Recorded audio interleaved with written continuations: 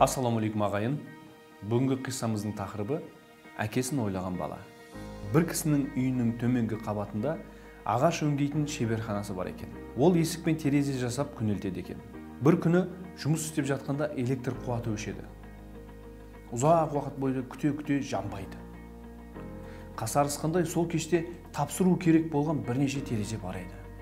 Біраз демалу үшін үйіне көтеріліп бара жатқан сақтандырғышқа көз түседі. Біреу сақтандырғышты өшіріп қойған екен. Рубильникті, яғни ажыратқышты қосқанда цехты жарық жанады. Бірақ мұның мәнісін түсіне алмайды. Жұмысқа қайта кіріскенде сол нәрсе тағы қайталанады. Бірақ бұл жолы кінәлі адамды көрді. Баласы үй мен цех арасындағы сатыдан дыбыссыз ақырын түсіп, сақтандырғышты өшіріп жатқан кезінде әкесін дәл алдында көреді. Әкесі 10 жасқа енді толған баласының мұндай опасыздығын кешіре алмайды. Соның кесірінен бір күні босқа кетті. Бір рет қана істеген болса, бәлкім үн қатпас еді. Шаштарынан ұстап, шапалақпен тартып жібереді. Мүмкін бұл ұрған шапалағы енді қайта опасыздық етуіне кедергі болар.